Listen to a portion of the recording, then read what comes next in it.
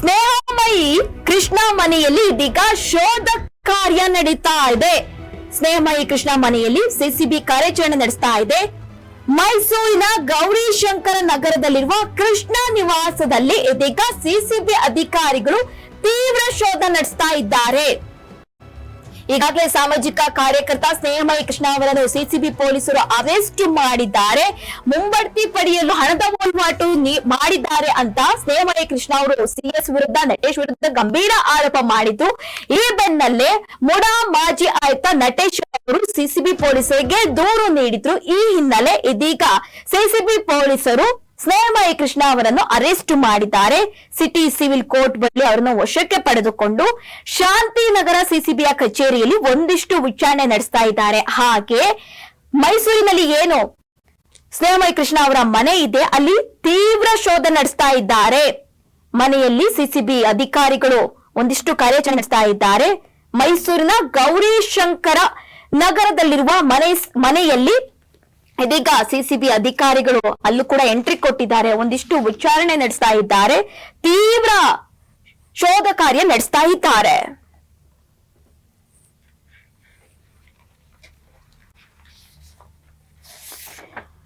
Okay, ರಾಜ್ಯ ಸರ್ಕಾರದ ಮುಖ್ಯ ಕಾರ್ಯದರ್ಶಿ ಶಾಲಿನಿ ರಜನೀಶ್ ವಿರುದ್ಧ ಕೋಟ್ಯಾಂತರ ರೂಪಾಯಿ ಲಂಚ ಆರೋಪ ಮಾಡಿದ ಸಾಮಾಜಿಕ ಕಾರ್ಯಕರ್ತ ಸ್ನೇಹಮಯಿ ಕೃಷ್ಣ ವಿರುದ್ಧ ದೂರು ದಾಖಲಾಗಿತ್ತು. ಇದರ ಬೆನ್ನಲ್ಲೇ ಇದೀಗ ಸಿಸಿಬಿ ಪೊಲೀಸರು ಸ್ನೇಹಮಯಿ ಕೃಷ್ಣ ಅವರನ್ನು ಬಂಧಿಸಿದ್ದಾರೆ. ಮುಡಾ ಮಾಜಿ ಆಯುಕ್ತ ಡಿಬಿ ನಟೇಶ್ ಬಡ್ತಿ ಪಡೆಯಲು, ಈ ಅಂಶ ನಾವು ಗಮನಿಸಲೇಬೇಕು, ಇದು ಗಂಭೀರ ಆರೋಪ. ಬಡ್ತಿ ಪಡೆಯಲು ಶಾಲಿನಿ ರಜನೀಶ್ಗೆ ಲಂಚ ನೀಡಿದ್ದಾರೆ ಅಂತ ಸ್ನೇಹಮಯಿ ಕೃಷ್ಣ ಅವರು ಗಂಭೀರ ಆರೋಪ ಮಾಡಿದ್ರು.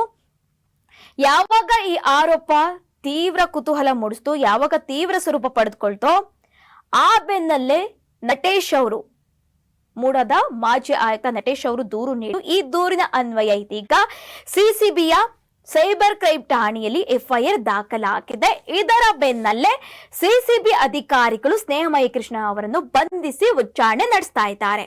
ಧ್ವನಿಯನ್ನು ಸೃಷ್ಟಿಸಿ ಸಾಮಾಜಿಕ ಜಾಲತಾಣದಲ್ಲಿ ಹಾಕಿ ಅಪಪ್ರಚಾರ ಮಾಡಿದ ಆರೋಪದ ಮೇಲೆ ಮೊದಲು ಸ್ನೇಹಮಯಿ ಕೃಷ್ಣ ಅವರನ್ನು ಸಿಸಿಬಿಗೆ ವಶ ಪಡೆದುಕೊಂಡು ತೀವ್ರ ವಿಚಾರಣೆಗೆ ಒಳಪಡಿಸಿದೆ.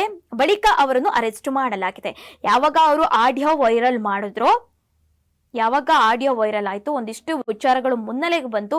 ಯಾವಾಗ ಅವರು ಇಡಿಗೆ ದೂರು ಕೊಟ್ಟರು, ಸಿಎಸ್ ಶಾಲಿನಿ ರಜನೀಶ್ ವಿರುದ್ಧ ಯಾವಾಗ ದೂರು ಕೊಟ್ಟರು, ಅವಾಗ ತೀವ್ರ ಸ್ವರೂಪ ಪಡೆದುಕೊಂಡು ಈ ಪ್ರಕರಣ, ಈ ಹಿನ್ನೆಲೆ ಸಿಸಿಬಿ ಪೊಲೀಸರು ಫಸ್ಟ್ ಅರೆಸ್ಟ್ ಮಾಡಿದ್ದಾರೆ. ಮತ್ತೊಂದೆಡೆ ನ್ಯಾಯಾಲಯದಲ್ಲಿ ಸರ್ಚ್ ವಾರೆಂಟ್ ಪಡೆದು ಸ್ನೇಹಮಯಿ ಕೃಷ್ಣ ಅವರ ಮೈಸೂರು ನಿವಾಸದ ಮೇಲೆ ಬೆಂಗಳೂರು ಸಿಸಿಬಿ ದಾಳಿ ಹಾಗೆ ಪರಿಶೀಲನೆ ನಡೆಸ್ತಾ ಇದ್ದಾರೆ ಅಂತ ಕೂಡ ತಿಳಿದು ಬಂದಿದೆ.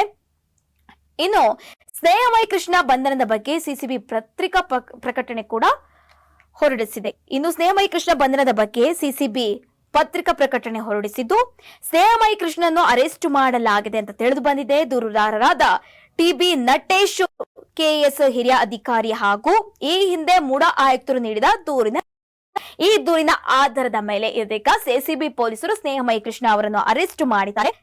ಮೈಸೂರು ನಿವಾಸಿ ಸ್ನೇಹಮಯಿ ಕೃಷ್ಣ ಎಂಬುವರು ತಮ್ಮ ಫೇಸ್ಬುಕ್ ಖಾತೆಯ ಮೂಲಕ ದೂರುದಾರರ ಫೋಟೋ ಹಾಗೂ ನಕಲಿ ದಾಖಲೆಗಳನ್ನು ಹಾಗೂ ಧ್ವನಿ ಕ್ಲಿಪ್ ಅನ್ನು ಸೃಷ್ಟಿಸಿ ಸಾಮಾಜಿಕ ಜಾಲತಾಣದಲ್ಲಿ ಅಪಪ್ರಚಾರ ನಡೆಸಿ ದೂರುದಾರರನ್ನು ಗುರಿಯಾಗಿಸಿ ಕಿರುಕುಳ ನೀಡುತ್ತಿರುವ ಕುರಿತು ಬೆಂಗಳೂರು ನಗರ ಸೈಬರ್ ಕ್ರೈಮ್ ಪೊಲೀಸ್ ಠಾಣೆಯಲ್ಲಿ ದೂರು ದಾಖಲಾಗಿತ್ತು.